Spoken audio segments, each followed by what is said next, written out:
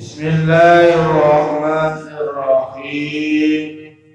Bismillahirrahmanirrahim. Kitab Fathul Ghaib li muridil haqqi wa tullah anama Rasulullah. Fa in qulta maqalamun takon sapa sira. Takone fal khaliqatu mongko utawi makhluk indallahi ana ngarsane Gusti Allah azamanu Gusti Allah wa jallalan mu'aku Gusti Allah bi ajmain kelawan sekabiane makhluk iku kasaksin kaya wong wakitin kang siji layak bahwa samar alaihi ngatasi Gusti Allah minum saking makhluk apa seun sedikit pun wa ayu baitatin mongko utawi endi-endine baita iku lihadzal kalami kanggo iki dawuh. Semuanya ini ciptaane Gusti Allah. Makhluk semuanya itu digambarkan seperti wong siji.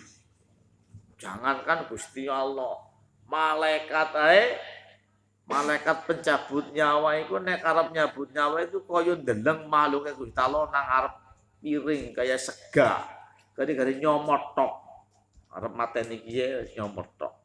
Iku malah apalagi Gusti Allah sehingga malaikat panakulu mengucap sapa ingsun lakanang sira lamang alat semangsane luhur apa manzilatu kedudukan eman wasarufat lan mulia apa rubatu derajat eman ngaduma mongko dhuwur tinggi apa khaturu kekhawatiran eman semakin tinggi kedudukannya ibaratnya pohon semakin menjulang semakin banyak angin yang menerpa.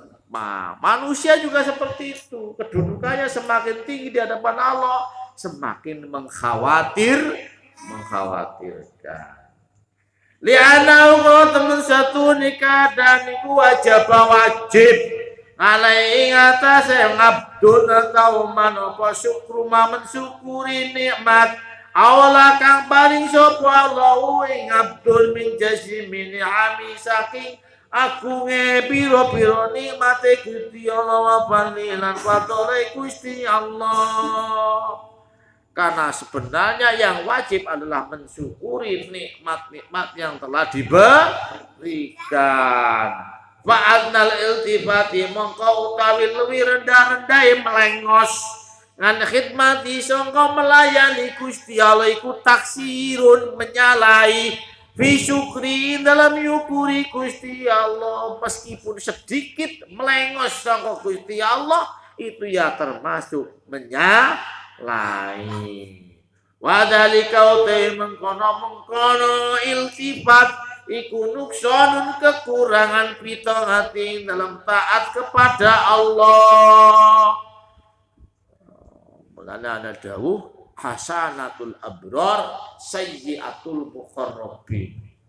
Orang itu kalau sudah tingkatannya abrar, dia meskipun sudah berbuat kebaikan-kebaikan, setelah naik pangkat kepada tingkatan muqarrabin yang tadinya disebut baik, tingkatan abrar setelah naik kepada tingkatan muqarrabin hasanah itu dinilai menjadi sebuah hal yang negatif, merupakan sayyi'ah.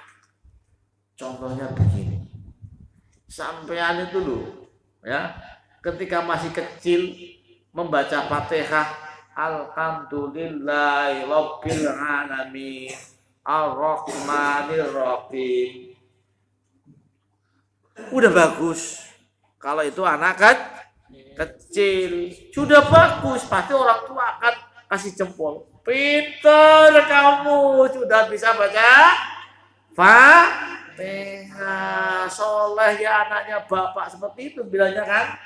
Tapi setelah naik pangkat, sudah tamat SD, apalagi sudah di pondok, sudah tamat alfiyah, kok baca Fatihahnya seperti itu? Kira-kira digebuki nggak sama kiainya? Kamu nih gimana? Ngimami sholat tidak becus, ya kan? Jadi semakin tinggi kedudukan seseorang, semakin kelihatan kekurangannya. Yang tadinya ketika masih anak-anak baca Al-Fatihah, Al-Fatihah benar tetap dipuji, setelah naik pangkat baca Fatihah orang benar mesti diingatkan. Sedadanya dikasih tahu itu salah itu. Baca Qur'annya itu bahaya itu.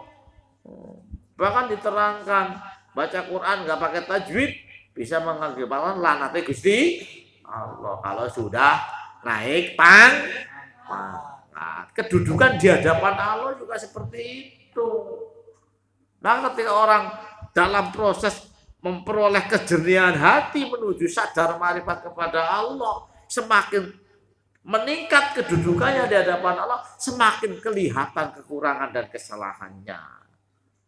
Dan anak wong rajin mujahadah, rajin maca sholawat, semakin hari semakin banyak menyalahkan orang lain, tidak tahu kesalahan dan kekurangannya sendiri. Ini berarti kedudukan lagi dilorot nang Gusti Allah, bukan naik kedudukannya, tapi semakin turun sampai ila asfalas safilin, bahkan lebih rendah daripada binatang.